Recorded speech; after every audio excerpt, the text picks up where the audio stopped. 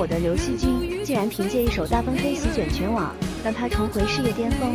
娴熟的唱功加上她婀娜的舞姿，吹得听众心荡漾。就讓這大風吹，大風吹，一直吹，漆黑中洗去眼眸裏那淚水，就讓那往事消失風裏。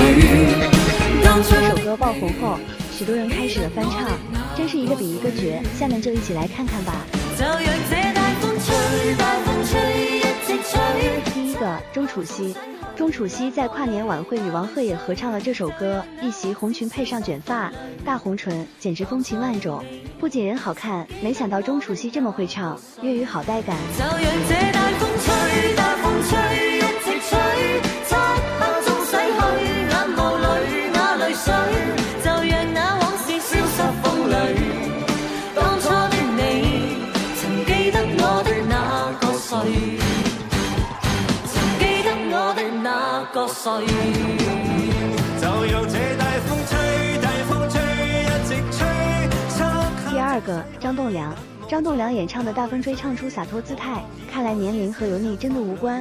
有的人年紀輕輕就油了，有的人40幾歲還是清新而真誠。痞帥張棟梁有沒有吹進你心裡？就讓這大風吹，大風吹，一直吹，漆黑中洗去眼眸中那淚水，就讓那往事消失風裏。當初的你，還記得我的那個誰？取一杯天上的水，照亮明月，人世間望呀望，愛恨重複過千百遍，紅塵裏飄搖。就讓這大風吹。第三個，劉濤。傾國傾城的容貌，優雅脫俗的氣質，十足女人味的劉濤，也與王鹤也合唱過《大風吹》，她一開口就嗨翻全場。真不愧是中年頂流女星，一直以為她是演員，沒想到還是職業歌手。就讓這大風吹，大風吹，一直吹，吹走我心裏那段痛，那段悲，讓暴雨沖洗風中唏噓。當初的你，彷彿是天注定。他別在你的發梢。我好想讓你看看我站在舞台上的樣子，好多人給我鼓掌，我站在台上，台下坐着你，你一直在那笑。第四個，張小斐。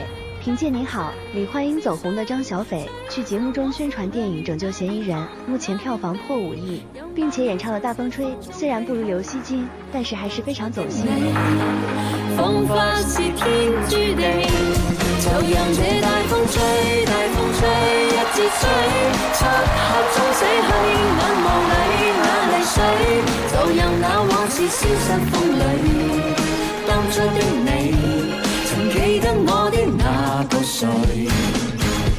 曾記得我的那個誰？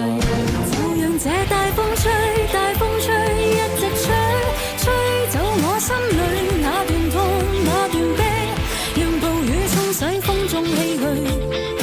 當初的你，彷彿是天注定。第五個，五顆月。